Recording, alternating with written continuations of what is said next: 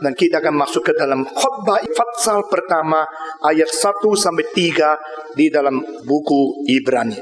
Kita membaca bersama-sama sekali lagi di dalam Ibrani pasal 1. Kita membaca ayat 1 sampai dengan ayat yang ketiga. Semua membaca bersama-sama. Setelah pada zaman dahulu Allah berulang kali dan dalam pelbagai cara berbicara kepada nenek moyang kita dengan perantaraan nabi-nabi. Maka pada zaman akhir ini Ia telah berbicara kepada kita dengan perantaraan anaknya yang telah Ia tetapkan sebagai yang berhak menerima segala yang ada. Oleh Dia Allah telah menjadikan alam semesta. Ia adalah cahaya kemuliaan Allah dan gambar wujud Allah, dan menopang segala yang ada dengan firman-Nya, dan penuh kekuasaan. Dan setelah Ia selesai mengadakan penyucian dosa, Ia duduk di sebelah kanan yang maha besar, di tempat yang maha tinggi. Mari kita berdoa sekali lagi. Berkatilah kami ya Tuhan, berilah pendengaran yang jelas kepada kami, berilah kesadaran kepada kami, sehingga firman Tuhan yang menginsyafkan dan menghidupkan manusia boleh bekerja seluasanya menurut kehendak Tuhan, dan kami boleh kembali menerima sesuatu yang akan mempertumbuhkan kami dan akan mempersatukan kami dengan Tuhan juga. Dengar doa kami, pakailah hamba-Mu yang hina, urapi dia, sertailah setiap jiwa yang berada di sini. Dalam nama Yesus Kristus, penebus dan juru selamat kami yang hidup. Amin. Saudara-saudara sekalian, selain orang Kristen, siapakah yang bisa melihat apakah artinya sejarah ini? Kalau sejarah ini adalah sesuatu yang membuta, entah menuju ke mana, maka hidup kita pasti dikelilingi dengan awan gelap, sehingga kita tidak rasa ada makna untuk melangsungkan hidup di dalam dunia ini. Tetapi sungguh-sungguh Tuhan berkata, dunia ini akan menuju kepada satu titik di mana akan selesai, akan sempurna, akan ada kemuliaan, dan di situ juga ada yang mewarisi segala sesuatu, yaitu Kristus. Dan Dia pernah diberikan Tuhan kesempatan untuk menciptakan segala sesuatu, dan Dia sendiri yang menopang segala sesuatu. Inilah konsep filsafat sejarah orang Kristen. Kita mengetahui waktu yang berlangsung ini ada titik permulaan, ada titik akhir, dan sekarang sedang ditopang oleh Yesus Kristus sendiri. Saudara-saudara sekalian, setelah kita selesai memikirkan tentang sejarah dan prosesnya dengan alpha point dan omega point, maka kita di tengah-tengah perjalanan ini, kita boleh hidup dengan cahaya yang dari mana? Kita boleh hidup di dalam satu perjalanan yang menuju kemana, dengan kekuatan dari mana? Saudara-saudara, satu ujian untuk lalu lintas mendapatkan rebues. Ada satu pertanyaan, di malam-malam gelap dari Surabaya ke Jakarta ada berapa lampu? Saudara-saudara, jawaban itu begitu sulit sehingga orang mengatakan saya tidak tahu. Ada yang pasti lebih puluhan ribu lampu di tengah-tengah jalan Surabaya ke Jakarta sepanjang malam, saudara-saudara. Tetapi jawaban yang paling baik itu hanya satu. Hanya ada dua lampu, yaitu lampu mobil yang menerangi akan jalanku. Saudara-saudara, saya tidak peduli jalan ini berapa lampu. Saya peduli mobil ini ada lampu, sehingga saya boleh terus jalan. Saudara-saudara, kalau lampumu itu menyala, maka engkau jalan sampai 100, 120 km per jam. Meskipun lebih cepat daripada hari pagi, karena tidak macet. Itu mungkin. Tetapi kalau sama sekali tidak ada cahaya, engkau di dalam perjalanan melangkah 1 meter pun ketakutan. Entah depannya itu jurang atau sungai. Saudara-saudara sekalian, jadi proses jalan memerlukan cahaya. Inilah sebabnya di sini dikatakan Yesus, selain Dia adalah alpha point, selain Dia adalah omega point, selain Dia adalah supporting power, Yesus Kristus bukan saja ada sesuatu kekuatan yang membuat segala sesuatu tertopang, Dia juga adalah cahaya di dalam proses jalan ini. Coba lihat alangkah indahnya firman Tuhan. Maka di dalam ayat ketiga langsung dikatakan Dia adalah cahaya kemuliaan Allah. Dan dia adalah gambar wujud Allah. Di dalam sepanjang sejarah, proses waktu, the journey of time and history, saudara-saudara, ada cahaya dari Tuhan. Kita bersyukur kepada Tuhan. Di dalam hidup kita pernah ada cahaya yang menerangi kita. Kita bersyukur kepada Tuhan. Di dalam proses waktu ada penerangan yang membawa kita menuju kepada arah yang benar. Saya tidak bisa membayangkan hidup tanpa cahaya itu akan menjadi hidup yang bagaimana. Saya tidak bisa membayangkan hidup tanpa penerangan adalah hidup yang bagaimana tidak berarah adanya. Puji Tuhan, Alkitab berkata kepada kita di dalam sejarah ada cahaya. Di dalam proses waktu ada cahaya. Di dalam hidup setiap pribadi ada cahaya. Dan cahaya ini menjadi sesuatu yang dicipta di dalam urutan Tuhan adalah nomor satu. Pada waktu Allah menciptakan segala sesuatu, yang pertama dia mengatakan, biarlah ada cahaya. Saudara-saudara, let there be light. Ini kalimat mendahului segala ciptaan. Jadi segala sesuatu yang dicipta oleh Tuhan, dimulai daripada Tuhan memberikan cahaya ke dalam segala sesuatu yang belum dicipta itu. Saudara-saudara, pada waktu Allah menciptakan segala sesuatu di dalam keadaan proses yang mungkin mengalami kerusakan, sehingga ada satu perubahan, sesuatu pembaruan lagi, tetap yang pertama adalah cahaya. Sebelum engkau yang rusak kembali diberikan hidup yang baru, tetap dimulai daripada penerangan dari cahaya.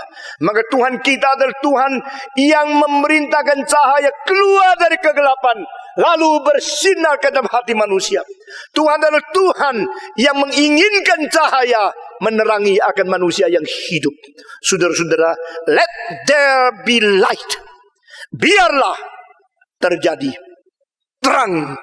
Saudara-saudara, pada waktu kalimat-kalimat ini dikumpulkan menjadi satu syair yang panjang yang menjadi lirik daripada oratorio creation, maka penulis menulis, maka Tuhan berkata, biarlah ada terang, maka terang itu ada.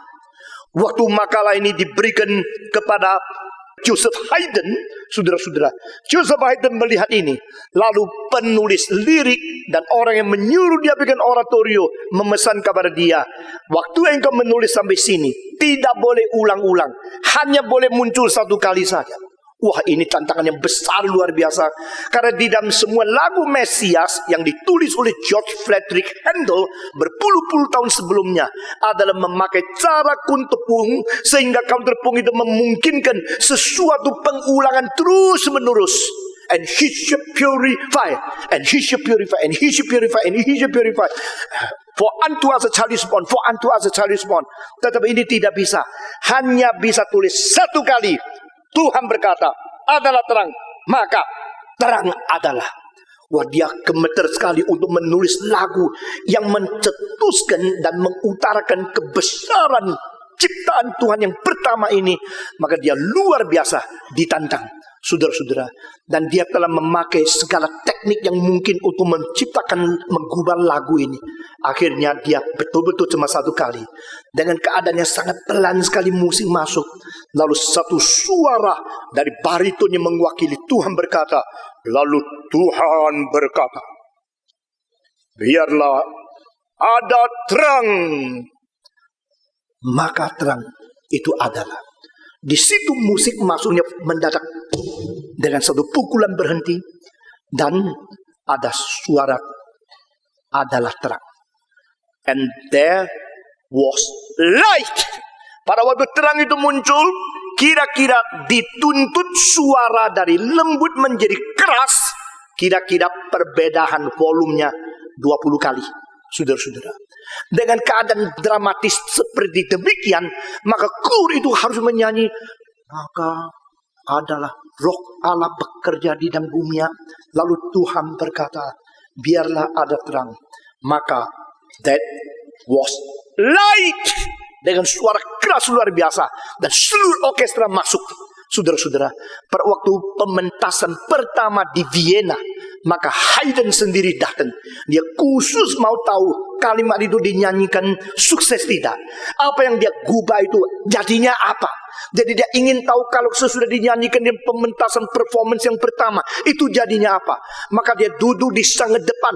Dia perhatikan konduktor yang memimpin akan kur dan orkestra daripada creation itu. Saudara-saudara. Dan dia memperhatikan setiap pukulan yang dia gubah. Pada waktu kalimat itu keluar. And there was light, dinyanyikan oleh kur dengan demikian meriah. Dia tidak tahan.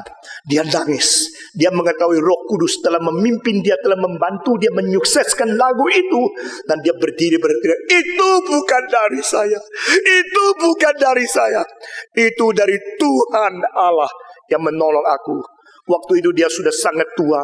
Dan pada waktu dia terlalu exciting, terlalu begitu bergairah untuk memuji Tuhan, langsung dia jatuh pingsan. Saudara-saudara, seorang murid dia yang kurang hormat kepada dia, yang hanya menghormati Mozart tapi tidak lagi menghormati dia, namanya Ludwig von Beethoven, hadir di dalam konser itu. Pada waktu Beethoven hadir di konser itu, dia memang mau tahu guru saya, mantan guru saya, masih ada kreativitas yang bagaimana, masih ada kemungkinan mempunyai lagu seperti apa. Tapi pada waktu dia mendengarkan kalimat itu, Beethoven sendiri kagum luar biasa. Apalagi pada waktu dia mendengarkan teriakan itu bukan dari saya, itu adalah dari Tuhan. Dan gurunya yang tua langsung jatuh pingsan. Beethoven yang datang sendiri menggendong dia, mengangkat dia bangun, dan mulai menghormati dia lagi. Saudara-saudara, musik-musik yang agung tidak mungkin ditulis hanya dengan bakat dari Tuhan saja. Musik-musik yang agung selain memakai talenta dan sesuatu bakat dari Tuhan, memerlukan sesuatu penyertaan Tuhan pada saat tertentu untuk bisa menulis sesuatu yang luar biasa. Saya sebenarnya ingin sekali setiap kali ada sesuatu lagu yang dinyanyikan lalu dijelaskan atau dengan kaset yang luar biasa atau video, sehingga saudara bisa mengetahui musik-musik agung di dalam sejarah bagaimana turun kabar kita. Nah, saudara-saudara sekalian, terang itu menjadi hal pertama Tuhan menciptakan segala sesuatu. Sebelum dia memberikan kepada kita anugerah-anugerah Tuhan yang lain, sebelum kita menciptakan pohon, sebelum dia menciptakan segala sesuatu yang lain, dia memerintahkan terang keluar dulu. Nah, saudara-saudara, maka terang itu merupakan sesuatu yang sangat ajaib dan sangat sulit kita mengerti adanya. Jikalau kita menyelidiki secara fisika saja, maka terang itu apa? Saudara-saudara, seorang bernama Sir Isaac Newton, dia yang mengatakan bahwa terang itu mengandung segala warna-warni yang mulia, tapi orang kita tidak lihat. Orang biasa tidak lihat kecuali melalui semacam kaca yang segitiga. Di situ cahaya lewat kaca itu langsung menyatakan apa yang terisi di dalam terang. Berarti terang yang kita take it for granted, yang kita lihat sebagai hal yang biasa, di dalamnya ada kemuliaan daripada warna-warna polikrom. Saudara-saudara sekalian, pada waktu engkau dulu melihat foto-foto hitam putih, lalu engkau membandingkan dengan foto-foto yang berwarna, engkau melihat luar biasa ajaib, luar biasa hebatnya manusia, bahwa sekarang bisa mengeluarkan semua warna di dalam satu kertas. Saudara-saudara, penemuan ini menjadikan dunia ini maju sekali. Saya tidak berarti kalau film yang foto warna pasti lebih baik dari foto yang hitam putih. Orang yang tidak mengenal seni, kasih uang dan kasih kamera yang terbaik, tetap menghasilkan foto yang jelek. Saudara-saudara, foto yang hitam putih banyak bernilai luar biasa tingginya, karena mereka mempunyai teknik yang sangat tinggi. Jikalau orang mempunyai teknik yang tinggi lalu bisa mengambil foto dengan warna, pasti foto warnanya itu mulia dan bagus luar biasa. Saudara-saudara, di dalam cahaya itu ada warna-warni yang tidak kelihatan. Di dalam cahaya yang menyatakan warna, sendirinya mengandung warna. Sebelum dia memberikan penerangan, sehingga engkau bisa membedakan ini merah, ini biru, ini kuning, ini hitam, ini putih. Saudara-saudara, di dalam penerangan itu sendiri, di dalam cahaya itu sendiri, mengandung kemuliaan, warna-warni yang luar biasa limpahnya. Nah, inilah sesuatu kalimat yang muncul di sini. Dia adalah cahaya dari kemuliaan Tuhan Allah. Mari kita membaca sekali lagi. Ibrani pasal 1 ayat yang ketiga. Setelah mendapatkan kita membaca bersama-sama. Dia adalah cahaya kemuliaan Allah dan gambar wujud Allah. Sekali lagi. Dia adalah cahaya kemuliaan Allah dan gambar wujud Allah. Jikalau kita telah membicarakan tentang dia adalah sang pencipta dan sang pengwaris, dia akan menjadi Tuhan dari sejarah. Dia adalah sang pencipta dan sang pewaris. Dia adalah pengkontrol dan penguasa dari alam semesta. Saudara-saudara, dia bukan saja the Lord, dia bukan saja the Creator. Maka di sini dia adalah cahaya kemuliaan Allah. Apa artinya? Dia adalah the revealer. Saudara-saudara, dia adalah sang pengwahyu. Jadi di dalam Ibrani pasal 1 sampai 3, beberapa ayat yang begitu pendek ini, kita melihat kelimpahan kebenaran yang mau diajarkan kepada orang Kristen. Itu merupakan sesuatu kelimpahan yang melampaui siapapun. Ini merupakan sesuatu kelimpahan yang sangat padat, yang tersimpan di dalam kalimat-kalimat yang begitu pendek. Saudara-saudara, siapakah Kristus? Pencipta. Siapakah Kristus? Pengwahyu. Dari mana kita tahu dia pengwahyu? Dia ada cahaya dari kemuliaan Tuhan. Saudara-saudara, cahaya dari kemuliaan Tuhan. Kalimat ini berarti Tuhan kita adalah Tuhan yang mulia. Tetapi mulia itu tidak mungkin dilihat, kecuali mulia itu menyatakan cahayanya yang datang kepada kita, sehingga kita melihat cahaya, baru kita ketemu dengan kemuliaan Tuhan. Nah, ini adalah satu indikasi Christ is the revealer of the glory of God. Christ is to manifest the glory of God in His own light. Di dalam cahaya Kristus menyimpan kemuliaan dari Tuhan Allah itu sendiri. Saya sebenarnya tidak berlayak untuk berkhotbah tentang cahaya, tentang terang. Apa itu light? Apa itu cahaya? Dan saya mengetahui juga orang-orang fisika pada waktu dia menyelidikkan cahaya, mereka menjelajah kepada satu paradoks yang luar biasa besarnya. Saudara-saudara, kenapakah? Karena cahaya adalah yang bisa dilihat, tetapi tidak bisa diukur beratnya. Saudara-saudara, bukankah ini satu paradoks? Segala sesuatu yang kita bisa lihat, kita bisa mengukur beratnya berapa. Dengan keukuran berat itu, kita tahu benda yang kelihatan ini adalah benda yang berapa bobotnya. Saudara-saudara, kita bisa mengukur berat dari semua yang kita lihat. Bahkan kita bisa mengukur berat daripada udara yang kita tidak lihat. Saudara-saudara, sesuatu yang bisa dilihat, kenapa tidak ada beratnya? Ini ajaib. Saudara-saudara, sesuatu yang bisa dilihat bukan saja tidak ada beratnya, sesuatu yang bisa dilihat yang tidak ada kemungkinan mengetahui beratnya justru mempunyai apa? Mempunyai kecepatan. Nah, ini lebih ajaib lagi. Something can be seen, visible, without weight, but has the speed. Saudara-saudara, speedo ini merupakan sesuatu kaitan dimensi keempat yang berrelasi dengan 3 dimensi yang lain. Sehingga Einstein mengatakan yang disebut waktu itu adalah dimensi keempat. Saudara-saudara, seorang mahasiswa yang mengikuti Reform Institute dari Harvard University, dia mengatakan ada fisika yang sudah menjelajah kepada dimensi ke-76. Masakan Tuhan Allah di dimensi keempat? Itu pikiran yang terlalu kuno, terlalu dangkal. Dan itu sama sekali tidak cukup untuk melukiskan keagungan dari Tuhan. Saudara-saudara, dan kira-kira 60-70 tahun yang lalu, Einstein sudah menyatakan bahwa waktu itu adalah dimensi yang keempat. Di dalam keadaan ruang kita mengetahui dimensi 1, dimensi 2, dimensi 3. Maka segala sesuatu ada panjangnya, ada lebarnya, ada tingginya. Tetapi ketiga dimensi ini kalau sudah bergerak, maka dia memerlukan dimensi yang lain. Itu namanya waktu. Dan dimensi yang lain itu kalau memerlukan sedikit, mengakibatkan gerakan yang panjang dan mempunyai sesuatu jarak yang sangat panjang. Itu disebut kecepatan tinggi. Saudara-saudara, sesuatu yang ada 3 dimensi, kalau dia memindahkan lokasi ke tempat lain, makin memakai waktu sedikit. Namanya adalah kecepatan makin tinggi. Tetapi saudara-saudara, daripada sejarah kita melihat, pertama-tama kita ada emission theory daripada Sir Isaac Newton, lalu ada vibration theory, lalu ada teori-teori lain, arti particle theory abad 20 dan sebagainya.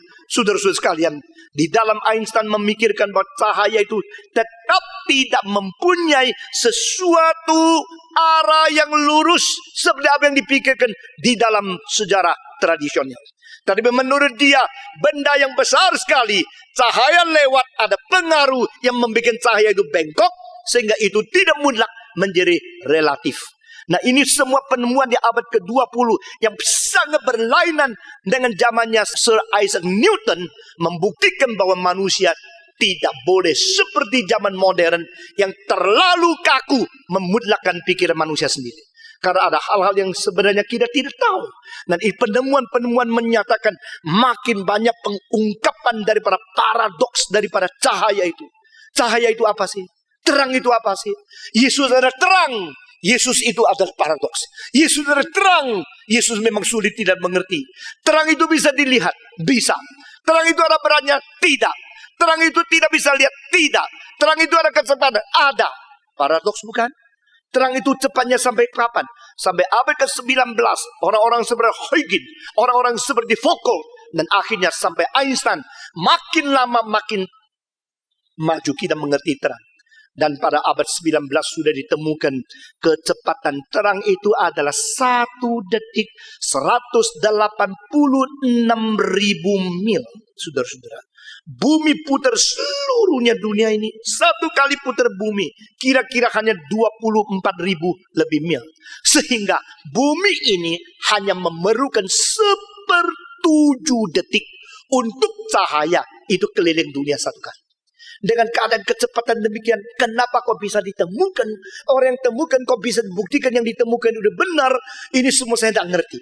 Tapi Tuhan telah memberikan pengertian tentang cahaya makin lama makin besar, makin lama makin tepat, makin lama makin banyak, makin sungguh-sungguh mengerti akan cahaya. Saya kira kalau kita bisa mengerti cahaya sesungguhnya dalam fisika, kita hanya mengerti cahaya dalam dunia materi. Tapi yang dikatakan di sini jauh lebih daripada itu. Saudara-saudara, cahaya itu ada kecepatannya, cahaya itu bisa dilihat, cahaya itu bukan materi, cahaya itu tidak ada beratnya, cahaya itu tidak bisa sama sekali dirintangi. Saudara-saudara, ada hal-hal tertentu yang bikin kita tidak mengerti di mana cahaya tembus. Di situ kekuatan tenaga energi juga tembus. Kenapa ya? Kalau mobil saya itu tidak didirikan dengan kaca, kalau mobil saya itu bikinnya dengan jendela kayu, maka cahaya tidak masuk. Kalau cahaya tidak masuk, panasnya tidak masuk. Tetapi heran sekali, kalau mobil itu dengan kaca menjadi jendelanya, cahaya masuk dari kaca karena transparan, panasnya bagaimana masuk? Oh, ini menjadikan satu hal yang interest sekali bagi orang fisika menyelidiki sebenarnya cahaya itu apa. Nah, saudara-saudara, cahaya, terang, cahaya. Ini merupakan hal yang sangat misterius bagi orang kuno dan diungkapkan makin lama makin jelas di dalam zaman modern. Tadi Alkitab mengatakan halaman pertama, let there be light. Dan Tuhan mengatakan, I am your light. Yesus berkata, I am the light of the world. Dan Yesus berkata, you must be the light of the world. Ini dalam kitab suci cahaya. Mempunyai sesuatu kesinambungan dari titik permulaan. Dan pada akhirnya, di dalam kekekalan, kita tidak perlu lampu lagi. Karena Christ is the light of the new world. Dia adalah cahaya yang kekal di dunia yang baru. Dia anak domba Allah, akan ada menjadi cahaya. Salah satu lagu yang sangat indah sekali yang berjudul Holy City yang ditulis oleh Stephen Adams. Di dalamnya mengutip kalimat itu, tidak ada lagi matahari, tidak ada lagi bintang, tidak perlu lagi cahaya bulan pada waktu malam, karena Kristus sendiri yang menerangi segala sesuatu di dalam dunia. New City, the new world, the holy city, Yerusalem. Saudara-saudara, di sini dikatakan dia adalah cahaya kemuliaan dari Tuhan Allah. Nah saudara-saudara, di mana ada cahaya kita melihat ada beberapa hal yang tidak mungkin tidak ada. Pertama, di mana ada cahaya, di situ mengakibatkan penerangan untuk memberikan perbedaan, memberikan kemungkinan kita melihat nyata segala sesuatu yang faktualnya bagaimana. Saudara-saudara, apakah pakaian ini bersih? Apakah toka ini kotor? Apakah bangunan ini dirawat dengan baik? Engkau tidak mungkin mengetahui dengan jelas kecuali ada cahaya. Di dalam penerangan cahaya, engkau melihat yang kotor di mana, yang rusak di mana, yang kurang lurus di mana, yang belum lengkap di mana, yang sudah bocor tempatnya di mana. Kenapa engkau tahu? Karena cahaya. Jadi kalau tidak ada cahaya, engkau tidak ada kemungkinan membedakan, tidak kemungkinan menyatakan, tidak ada kemungkinan mengetahui. Kalau tidak ada cahaya, maka orang putih itu hitam, orang hitam juga hitam. Betul nggak? Kalau di dalam keadaan malam gelap, yang tidur di pinggir itu diganti orang, engkau juga tidak tahu siapa dia. Karena itu malam gelap, engkau tidak lihat. Begitu cahaya keluar, engkau tahu, ini baju kuning, ini merah, ini abu-abu, itu berwarna, ini kotak-kotak, itu putih. Karena apa? Cahaya memberikan penyataan. Dan kalimat ini muncul dalam Efesus pasal 5. Segala sesuatu yang bisa menyatakan itu sebenarnya adalah cahaya. Atau hanyalah cahaya yang menyatakan segala sesuatu. Di dalam pentafsiran daripada itu Efesus pasal 5, saya sudah pernah mengkhotbahkan ayat itu. Nah saudara-saudara, demikian di dalam dunia ini yang membuat kita mengetahui, mengerti perbedaan segala sesuatu itu tidak lain. Itu namanya cahaya. Itulah sebab di dalam bahasa Yahudi, Ibrani, cahaya itu adalah nur. Dan nur memindahkan kepada bahasa Arab menjadi nur. Dan memindah kepada Indonesia, nur menjadi hati nurani. Nah saudara-saudara, jikalau seseorang hatinya ada nur, hatinya beres. Kalau hatinya tidak ada nur, tidak beres. Jikalau ada cahaya, engkau bisa membedakan. Kalau tidak ada cahaya, semua sama. Kalau ada cahaya, engkau mengetahui yang benar, yang tidak benar. Kalau tidak ada cahaya, engkau tidak tahu yang benar dan tidak benar. Nah, di dalam bahasa Ibrani, bahasa Arab, masuk ke dalam bahasa Indonesia, nur, nur, nur, nur, itu artinya cahaya, cahaya. Cahaya yang berada di hati manusia, itu siapakah? Itu roh yang dicipta menurut peta dan teladan Tuhan Allah. Maka di dalam Amsal Sulaiman dikatakan, the spirit of man is the lantern of God. Roh manusia adalah pelita dari Tuhan Allah. Roh manusia mempunyai cahaya dari Tuhan Allah. Allah menciptakan segala binatang, tidak memberikan cahaya di dalam hatinya. Waktu Allah menciptakan manusia, memberikan roh yang adalah cahaya Tuhan sendiri di dalam hatinya. Dan cahaya ini ada created light. Yesus Kristus ada creating light. Dia bukan created light, bukan cahaya yang dicipta. Dia ada cahaya yang mencipta. Maka di sini dikatakan siapakah Yesus Kristus? Dia adalah cahaya dari kemuliaan Tuhan. Nah, orang yang melihat Yesus Kristus seperti orang bertemu dengan terang. Orang yang bertemu dengan terang itu reaksinya bagaimana? Ada 3 macam. Pertama, benci. Kedua, senang. Ketiga, betul-betul mendapat manfaat daripada cahaya itu. Nah, saudara-saudara sekalian, pada waktu engkau memberikan cahaya kepada seseorang, orang itu memberikan 3 reaksi kepada kita. Reaksi pertama, yaitu menolak cahaya. Kenapa? Karena dia suka berada di dalam gelap, maka dia tidak suka diterangi. Nah, orang-orang yang sudah biasa bekerja di dalam pertambangan ratusan meter di bawah muka bumi ini. Misalnya yang berada di Afrika Selatan, yang menggali akan pertambangan emas. Mereka tahu kalau pertambangan emas berada di perutnya bumi, yang mungkin sampai 500 meter di bawah. Saudara-saudara, di situ panasnya luar biasa. Maka peralatan dan fasilitas harus ada AC dan sebagainya.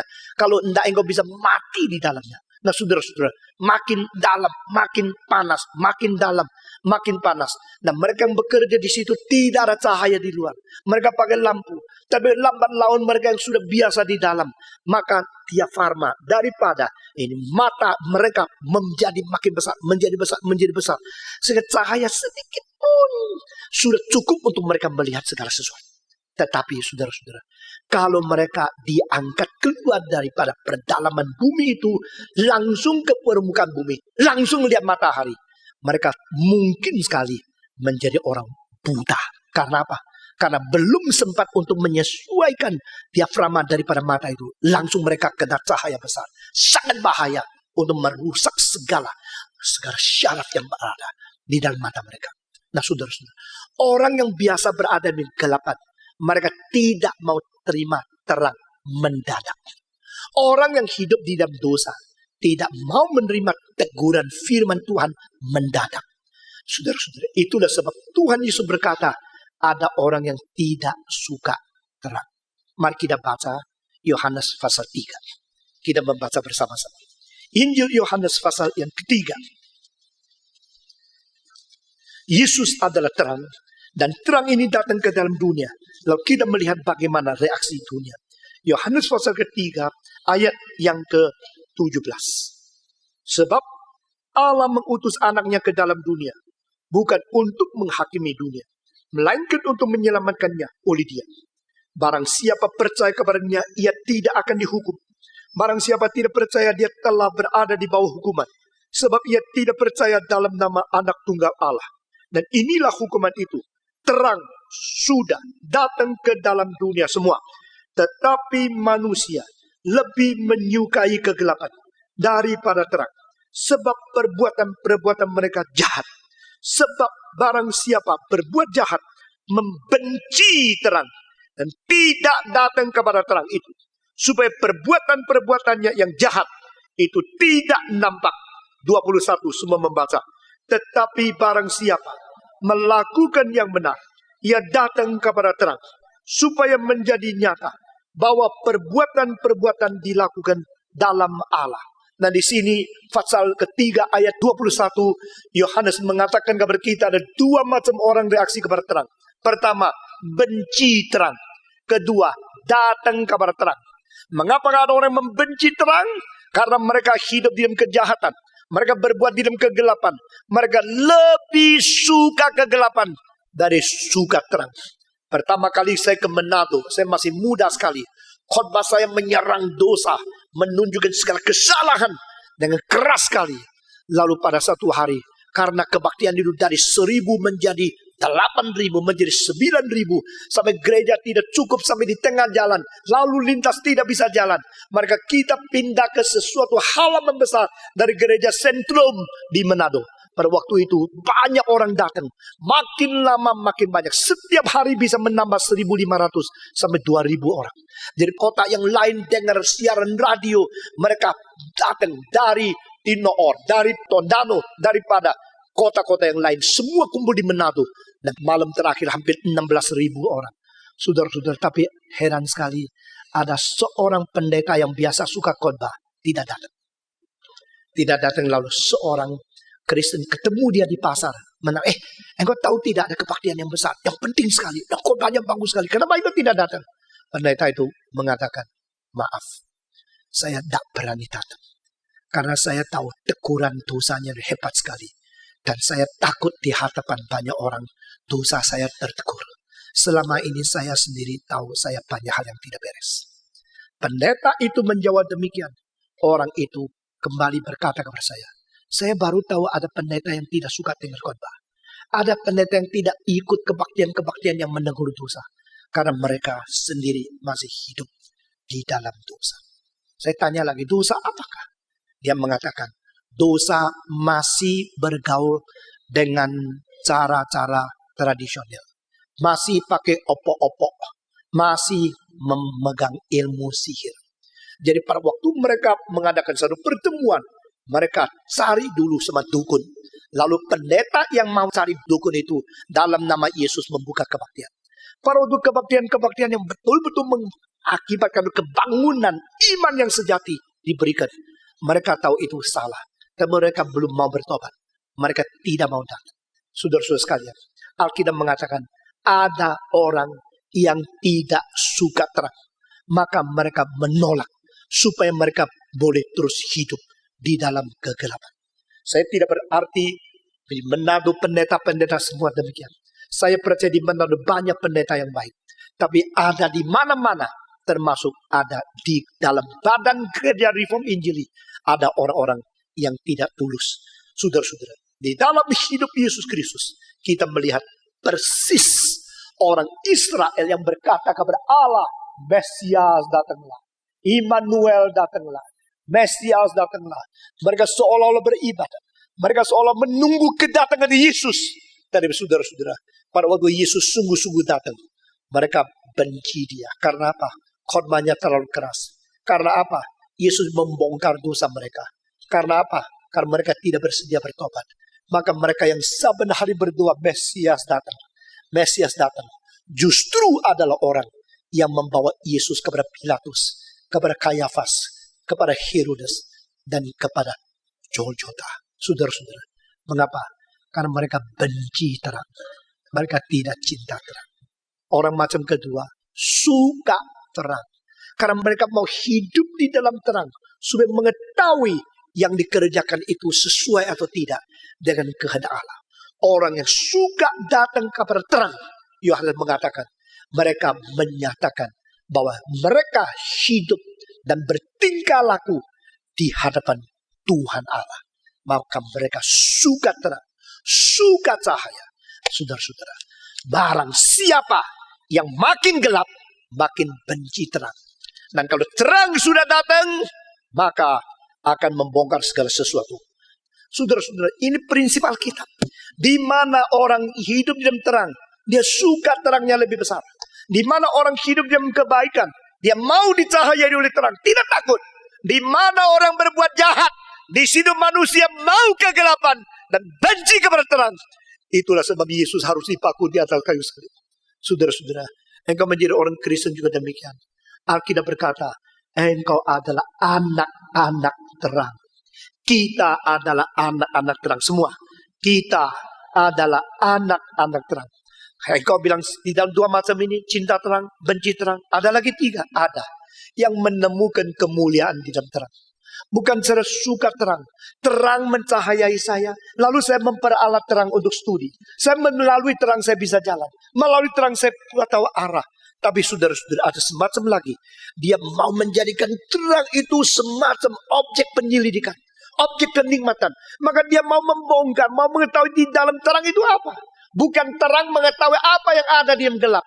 Tapi orang mau tahu apa yang berada di dalam terang. Dan terang itu suka dimengerti. Dia suka, dia rela supaya manusia boleh mengerti dia. Ini adalah sifat wahyu Tuhan. The nature of the revelation of God. God likes you to search. God likes you to know. God likes you to study. God likes you to analyze Bible as the revelation of God. Tuhan mau kita menyelidiki. Saudara-saudara, kalau kita menyelidiki kitab suci, baru kita sadar begitu limpah di dalamnya. Orang yang membenci kitab, mereka selidik pun tidak. Orang yang melawan kitab suci, membaca satu kali pun tidak. Kadang saya ingin memegang tubuhnya, menggoyang dan berkata, hak apa sih engkau mengkritik kitab suci? Hak apa engkau melawan firman Tuhan? Saudara-saudara, di Indonesia sudah disebarkan Stephen Tong tidak ada Roh Kudus. Saudara-saudara. Dan kalau saya pergi mana, jangan ikut kebaktiannya. Karena dia bukan pendeta yang ada Roh Kudus. Mereka mengabari ini lebih rajin dari mengabari Injil. Oh, banyak orang tahu akan hal ini. Tapi saudara-saudara, saya ingin tanya, dengan apa engkau membuktikan ini ada Roh Kudus atau tidak ada Roh Kudus? Mereka mengatakan tidak bisa gini, maka tidak ada Roh Kudus. Stephen Tong bukan tidak ada Roh Kudus, belum bisa gemeter, itulah saudara-saudara. Nah, Stephen Tong tidak ada Roh Kudus. Dari mana tahu Stephen Tong tidak ada Roh Kudus? Dia belum bisa glosolalia. Nah, saudara-saudara, kalau demikian engkau sudah memutlakkan sesuatu akibat daripada pelajaran yang salah, maka akibatnya engkau mengvonis yang salah.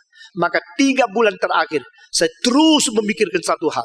Jikalau satu gereja makin banyak orang, jangan anggap itu mulia. Tetapi yang dikhotbahkan kalau bukan firman Tuhan, gereja itu makin maju, makin malu. Makin maju, makin banyak orang, makin menghambat orang mengerti firman Tuhan. Karena gereja itu tidak mengabarkan firman. Saudara-saudara, itulah sebab abad ke-21 perlu satu perombakan. Berapa yang lama saya ketemu dengan seseorang mengatakan, oh engkau Stephen Tong, yang di Granada itu. Oh kalau gini saya tahu. Saya tanya, yuk tahu apa? Itu loh, gereja yang tidak pakai Roh Kudus ya. Oh, gereja yang tidak pakai Roh Kudus pakai apa? Pakai rasio saja, dia bilang. Oh, engkau dari Granada, yang pakai rasio saja ya. Oh, aku sudah tahu. Itu loh, Granada loh, yang pakai rasio. Oh, tidak boleh gitu. Dia mau mengajar saya. Tidak boleh begitu, mesti pakai Roh Kudus. Jangan pakai rasio. Jadi, saya tanya, kalau begini, engkau dari gereja yang tidak pakai rasio ya. Oh, begitu ya, saya tahu juga. Oh, itu gereja yang tidak pakai rasio ya. Nah, saya sungkan mengatakan, setahu saya kucing juga tidak pakai rasio. Anjing juga tidak pakai rasio, kuda tidak pakai. Oh, itu dari gereja yang tidak pakai rasio begitu.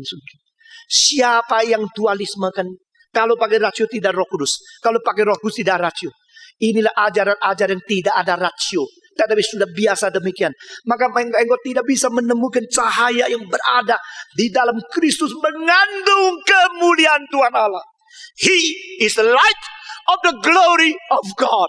Saudara-saudara, berapa besar Kristus, berapa mulia Yesus, berapa limpah pengajaran di dalam gereja. Paling sedikit sudah 10 orang bilang sama saya, pasti Bentong kalau saya ke luar negeri, saya bukan miss makanan di Jakarta loh. Saya bukan miss itu pandangan di Indonesia loh. Saya paling miss itu hari Minggu tidak ada kebaktian seperti di Granada. Saudara-saudara, saya bersyukur kepada Tuhan. Saudara mau tahu kalau saya mau di luar negeri, 1 tahun 1 miliar tidak sulit buat saya. Kalau saya mau bekerja menjadi hamba Tuhan di luar negeri.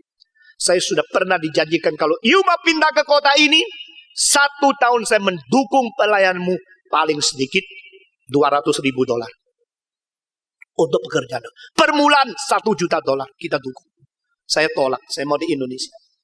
Saudara-saudara, apakah karena tidak laku di luar negeri maka di sini? Tidak.